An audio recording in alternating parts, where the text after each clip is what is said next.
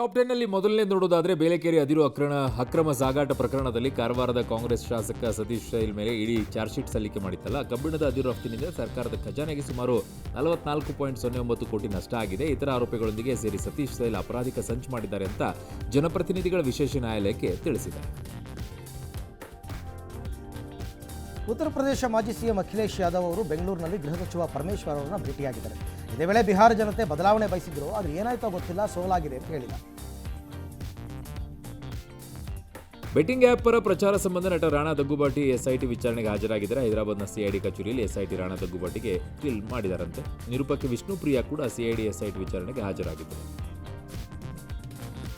ನಟಿ ಕರಿಷ್ಮಾ ಕಪೂರ್ ಪುತ್ರಿ ಸಮೈರಾ ಹಾಗೂ ಆಕೆಯ ಮಲತಾಯಿ ಪ್ರಿಯಾ ಸಚ್ದೇವ್ ನಡುವಿನ ಆಸ್ತಿ ಕಲಹ ಜೋರಾಗಿದೆ.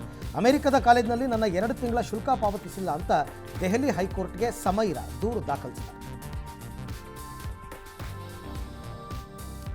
ಪಾಕಿಸ್ತಾನದ ಕರ್ತಾರ್ಪುರದಲ್ಲಿ ಸಿಖ್ ಯಾತ್ರೆಗೆ ತೆರಳಿದ 52ರ ಹರೆಯದ ಭಾರತೀಯ ಮಹಿಳೆ ನಾಪತ್ತೆಯಾಗಿದ್ಲಂತೆ. ಆದರೆ ಈಗ ತಿಳಿದು ಬರ್ತಾ ಇದೆ, ಇಸ್ಲಾಮಿಗೆ ಮತಾಂತರಗೊಂಡಿದ್ಲಂತೆ. ಅಲ್ಲಿರುವಂಥ ಸ್ಥಳೀಯ ವ್ಯಕ್ತಿನೇ ಮದುವೆ ಆಗಿದ್ಲನ್ನೋ ಆಘಾತಕಾರಿ ಬೆಳಕಿಗೆ ಬರ್ತಾ ಇದೆ.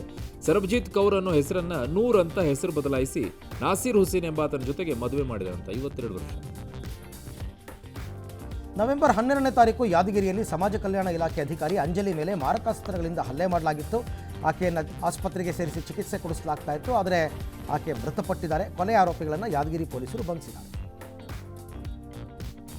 ಬೆಂಗಳೂರು ರೀತಿಯಲ್ಲೇ ಉತ್ತರ ಕನ್ನಡ ಜಿಲ್ಲೆಯ ದಾಂಡೇಲಿಯಲ್ಲೂ ಕೂಡ ಬೀದಿನಾಯಿಗಳ ಹಾವಳಿ ಮಿತಿಮೀರಿಬಿಟ್ಟವೆ. ಒಂದೇ ದಿನ 10ಕ್ಕೂ ಹೆಚ್ಚು ಜನರಿಗೆ ಬೀದಿನಾಯಿ ಕಚ್ಚಿವೆ ಅಂತೆ. ಬೀದಿನಾಯಿಯಿಂದ ಕಡಿತಗೊಂಡವರಿಗೆ ಚಿಕಿತ್ಸೆ ನೀಡಿ ತೆರಳುತ್ತಾ ಇದ್ದಂಥ ವೈದ್ಯನಿಗೂ ಅಯ್ಯಯ್ಯ ಬೀದಿನಾಯಿ ದಾಳಿ ಮಾಡಿಬಿಟ್ಟಿದೆ ಅಂತೆ.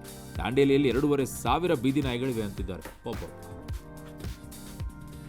ಅಪ್ರಾಪ್ತ ಬಾಲಕ, 18 ವರ್ಷದ ಯುವಕ ಮತ್ತು ಮಹಿಳೆ ಮೇಲೆ ಪೊಲೀಸರು ಹಲ್ಲೆ ಮಾಡಿದ್ದಾರೆ ಎನ್ನುವ ಆರೋಪ. ಮೂಡುಬಿದಿರೆ ಪೊಲೀಸ್ ಠಾಣೆ ಇನ್ಸ್ಪೆಕ್ಟರ್ ಸಂದೇಶ್ ವಿರುದ್ಧ ಮಾನವ ಹಕ್ಕು ಆಯೋಗ, ಕಾನೂನು ಸೇವಾ ಪ್ರಾಧಿಕಾರ, ಹಿರಿಯ ಅಧಿಕಾರಿಗಳಿಗೆ ಕುಟುಂಬಸ್ಥರು ದೂರು ಕೊಟ್ಟಿದ್ದಾರೆ. ಬಳ್ಳಾರಿ ಮಹಾನಗರ ಪಾಲಿಕೆ ಮೇಯರ್ ಸ್ಥಾನ ಈಗ ಕಾಂಗ್ರೆಸ್ ಪಾಲಾಗಿದೆ ಅಂತ 24ನೇ ಮೇಯರ್ ಆಗಿ ಪಿ ಗಾದೆಪ್ಪ, ಉಪಮೇಯರ್ ಆಗಿ ಮುಬೀನಾ ಬಿ ಆಯ್ಕೆಯಾಗಿದ್ದಾರೆ. ಕಾಂಗ್ರಾಚುಲೇಷನ್ಸ್. ಕಾಂಗ್ರೆಸ್ ಪರವಾಗಿ 28 ಸದಸ್ಯರು ಹಾಗೂ ಬಿಜೆಪಿ ಪರವಾಗಿ 13 ಸದಸ್ಯರು ಮತ ಚಲಾಯಿಸಿದರು.